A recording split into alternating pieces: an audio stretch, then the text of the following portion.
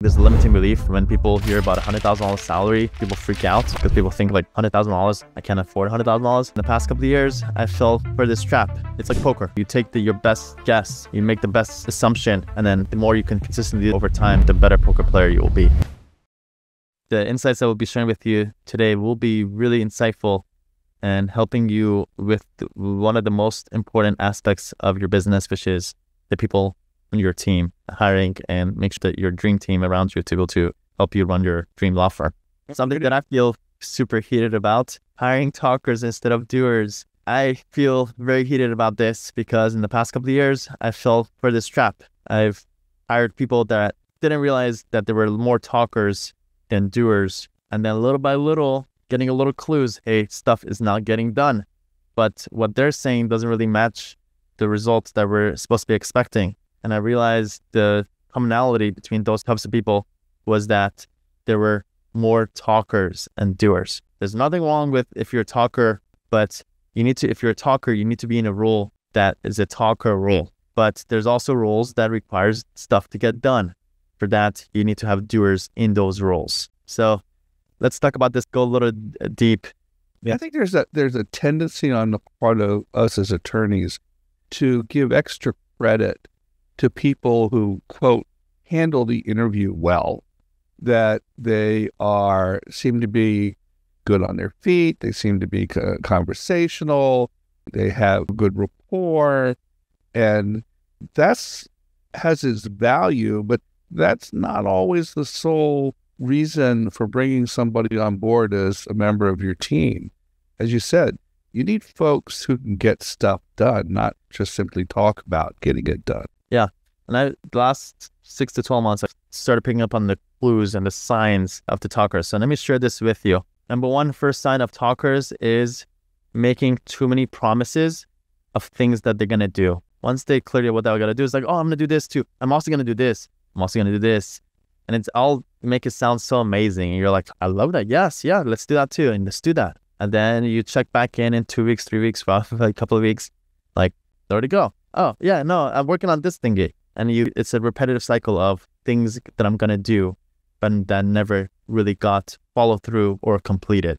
Sure, maybe they may have started it, but unfortunately, it was never completed and it didn't lead to anywhere. The second sign is talking about what they've done in the past, bringing up those experiences. Yeah, I worked at this company and I did this for them and I did this for them and all this stuff. But in reality, what you've done in the past is not a good indication of what you'll do in the future. And also there's probably dynamics that contributed to those factors, to that success. And maybe it was because of someone else you got these results. And you just not get the credit for it. So now you're able to, for the rest of your life, convince yourself that you're the one that delivered that result when ultimately it really wasn't. And number 3 is people that have longer meetings. I found that people that are talkers, usually the meetings are, if it's 30 minutes, it will go the full 30 minutes. But the people that are doers, usually it's much shorter meetings. And it's usually the interaction is usually them saying something, I say something, and they clarify it. At most, I clarify it, and that's it.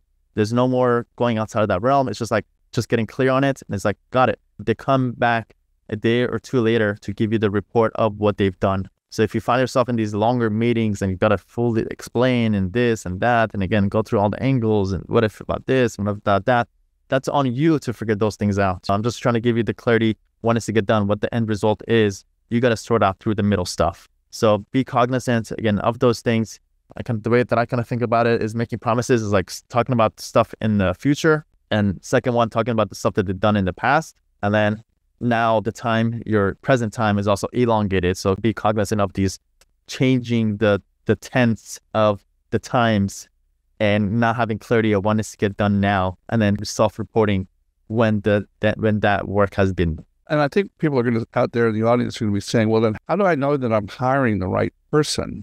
I mean, I've got to go through some and vet them to see if they're going to be able to handle the tasks that I'm looking to address. I think our subsequent points are going to bring some clarity to that, because I think we oftentimes want to be so certain that this person is the right fit for the job that we end up sabotaging ourselves. And so as we're going to talk about some of these other points, I think that will resolve itself as we address these other issues.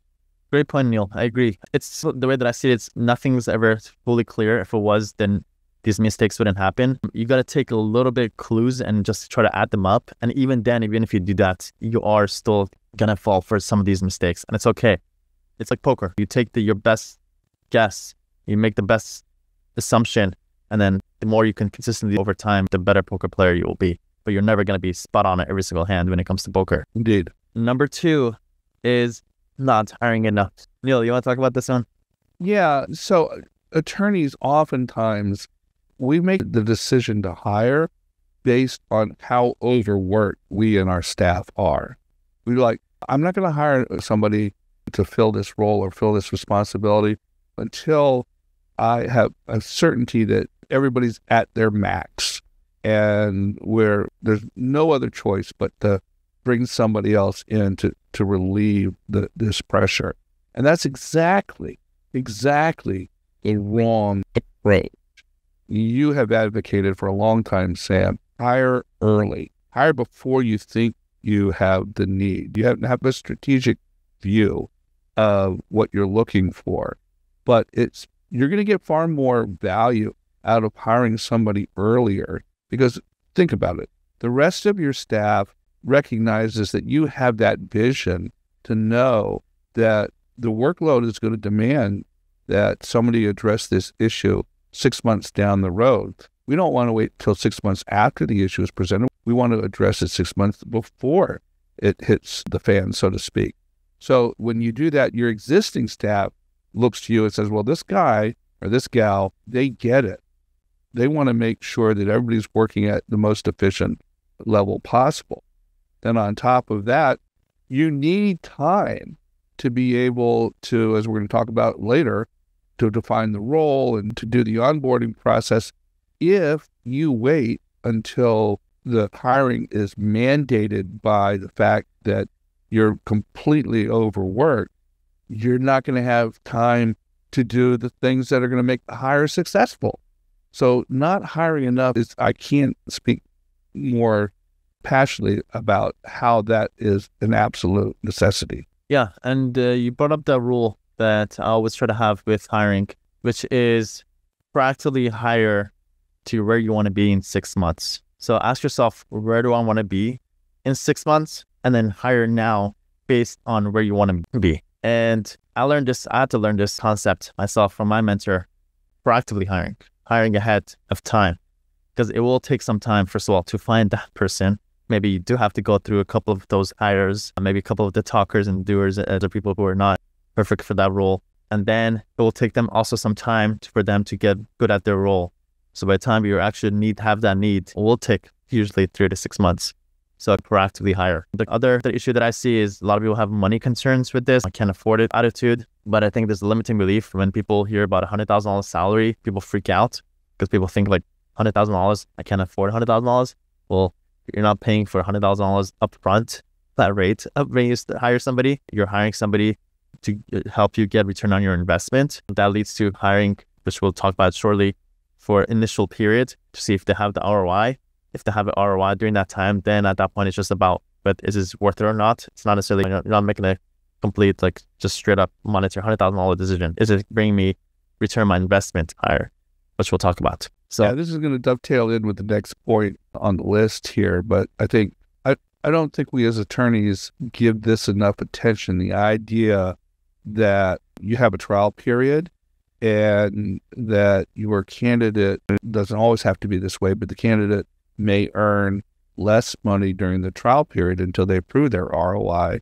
And then when you're satisfied that this is the right hire, then you take them up to the salary that is commensurate with the job that they're doing. We don't tend to do that in the legal space. You see it in all other industries a lot. And I think we would be well advised to learn from that.